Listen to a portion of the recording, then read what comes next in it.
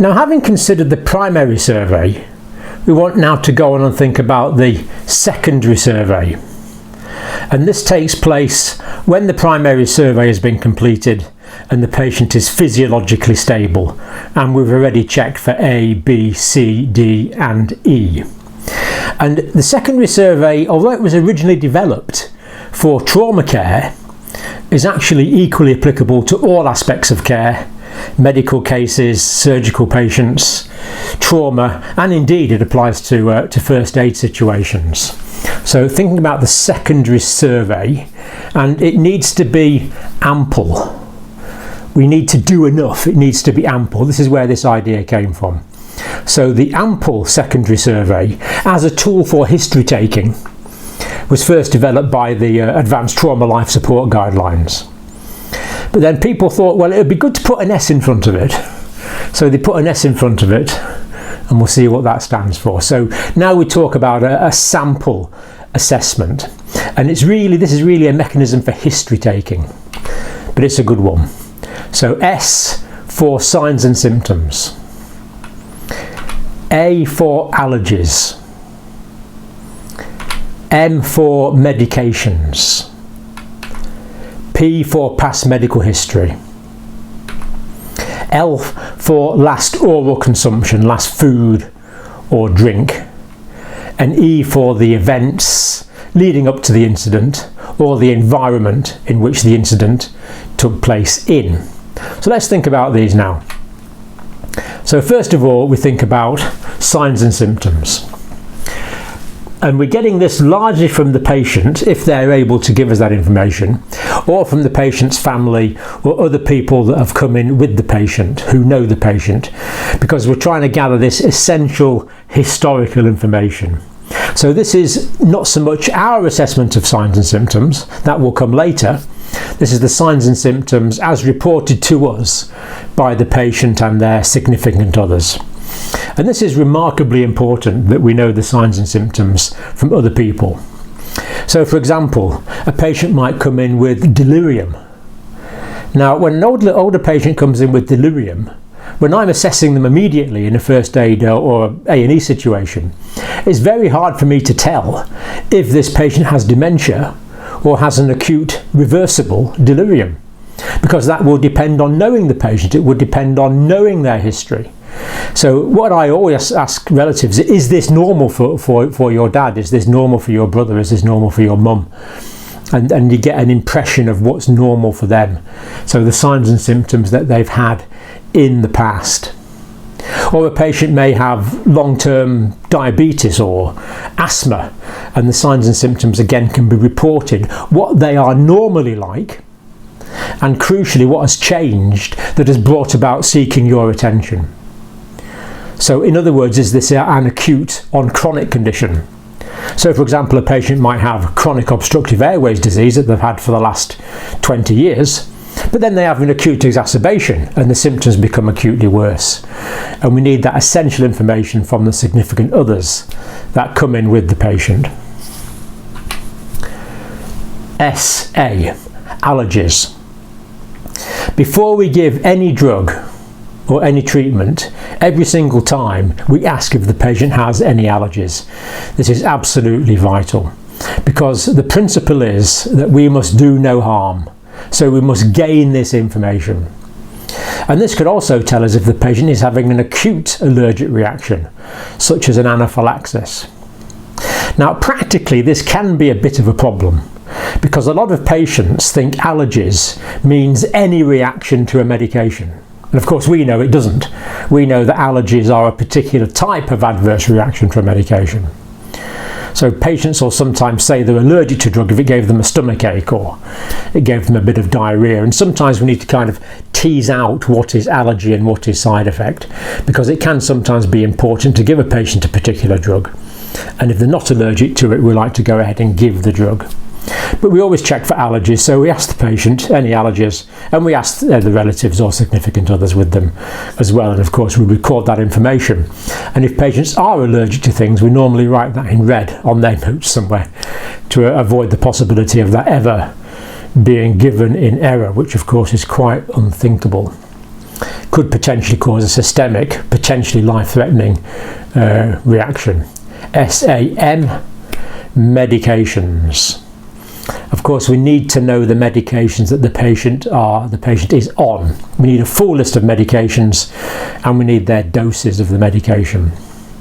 And the medications will also guide us as to what is wrong with the patient. It will also guide us as to their chronic conditions, if they have any.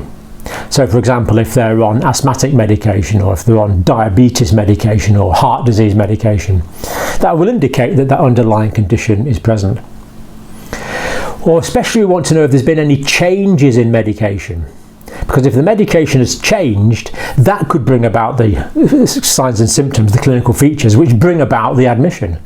It could be an iatrogenic problem as a result of medication taking or other medical problems. So we need to know about medications, absolutely vital. And we also need to think about toxins that the patient might have been exposed to. We can include that under medications. And in the A&E situation, it's absolutely vital to know if the patient is on blood thinners. Are they on any anticoagulant medication, rivaroxaban or warfarin or heparin?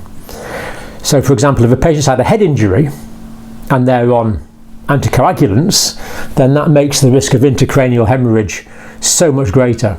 So we need to know what medication they're on, so we can account for possible side effects that the medication may start to have as a result of this acute condition or acute trauma that the patient has developed. So fundamental to know about medications.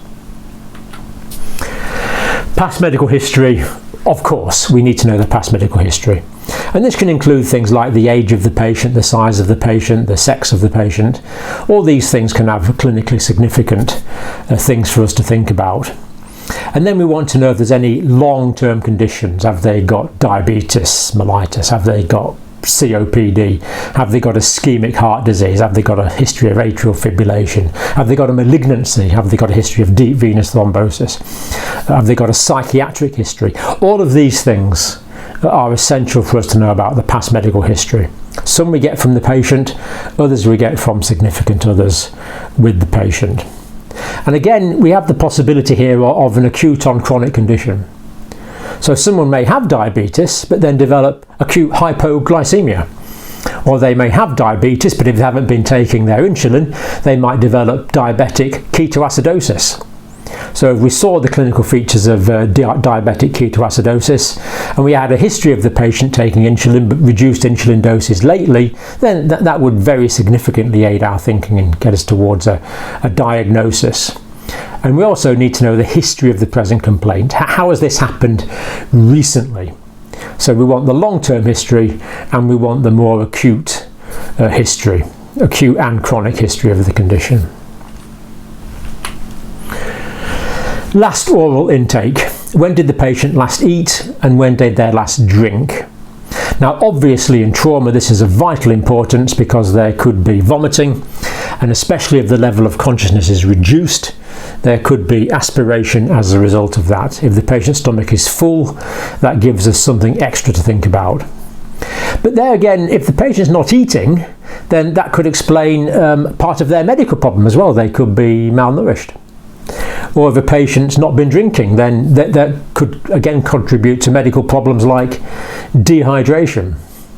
And of course, anaesthetist will certainly want to know this information prior to any possible sedation, whether it's for a medical, surgical or a traumatic problem.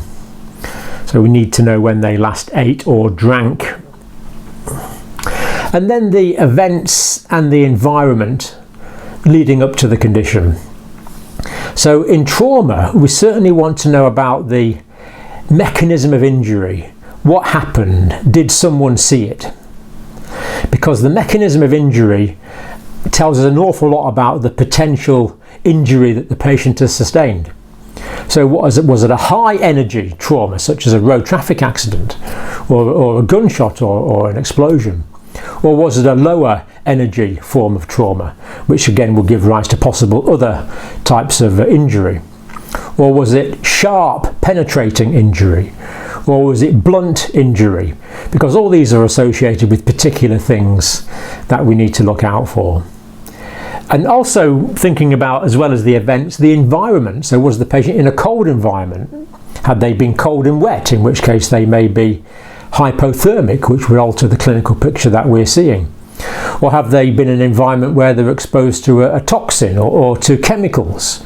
Or have they been in an environment such as a fire where they've been exposed to carbon monoxide and therefore may be suffering from thermal inhalation injuries and carbon monoxide poisoning? So all these aspects of history collecting are remarkably useful, and we need to collect these in a systematic way. SAMPLE. Now the second part of the secondary survey, the second part of the secondary survey is a head to toe examination. So sample is the history collecting part. The head to toe examination is your physical examination part. And this literally, as it said, it starts from the tip of the head and goes all the way down to the toes and everything in between. So we're assessing the head, the cranium, the facial bones, the neck, the vertebrae, the shoulders, the chest, the abdomen, the pelvis and the associated organs, the limbs, the long bones, the fingers. We are doing a full examination of the patient to get as much additional information as we can get. And this is where we look for signs and symptoms. The signs being something that we see, or we smell, or we feel, or we hear, something that we detect with our senses, and the symptoms being something that the patient complains of. So we've already got that from the relatives, now we get it firsthand from the patient, and this gives us additional vital clinical information, all part of the secondary survey. So immediately follows A, B, C, D, E. This is when the secondary survey takes place. And it allows for standard operating procedures, SOP, and standard operating procedures and communication. Now what this means is that we can do the same thing every time. We have a way of doing it, and if you get into good habits when you're young, you'll keep those habits all of your life. We have a standard way of doing it. So we take the SAMPLE and then we do the head to toe examination in a systematic way. Then we don't forget anything. And that also allows us to communicate with our colleagues clearly. SAMPLE, head to toe. We can communicate clearly because we do it the same way every time. And you might think that gets boring, but it never does, because the patient's different every time. So although we're doing it the same way, it's reassuring for us. And then sometimes if you're having a busy day, you look back and you think, oh, I wonder if I did such and such. But then if you know that you did it in your standard way, using your standard operating procedure, doing it the same way every time, then your mind can be reassured that you did do it, because you always do it, and you always do it in that order, in that way. So this rapidly gathers history, crucial to the management of a new patient. The sample gathers the history, the physical examination gives us this additional information. This is fine to do. You can examine the patient in any way you want, as long as you don't do any harm. You mustn't do any harm, so we wouldn't want to be destabilizing fractures or anything like that. And I'm sometimes rather reluctant to do full examinations, especially in the A&E department. So for example, if a patient comes in with appendicitis, I don't really want to test for rebound tenderness, because that hurts the patient, because the surgeons are going to come and test for rigidity and rebound tenderness anyway. That's guaranteed, they'll always do it. So sometimes we want to minimise the amount of times that painful procedures are carried out on an individual. But as long as we don't do any harm, collecting information is always good. The secondary survey is indicated in all trauma patients, so this is designed for trauma, but as we've said, so many medical applications as well. And the purpose of the secondary survey is to obtain a complete history, that's the sample, perform a head-to-toe physical examination, and reassess A, B, C, D, E. So part of the secondary survey is reassessing the primary survey to make sure that nothing in the primary survey has changed. If it has, we need to go back and we need to correct that first of all. So the secondary survey is carried out when the primary survey is completed, when resuscitative efforts are underway if we're in a critical situation, and when there's normalisation of vital functions. So this is always carried out, the secondary survey is always carried out on a physiologically stable patient, and it takes us more time, and we can take our time more with the secondary survey because we know that A, B, C, D, E are in place. And the secondary survey also includes a full neurological examination, including the Glasgow Coma Scale, and secondary survey we can order required investigations. So the patient may be referred for an X-ray or for a CT scan, and certainly this is going to involve hematology and biochemical blood work, which we do on virtually every patient that comes in. So there we are. Secondary survey comes after the primary survey in two parts: sample, head to toe examination.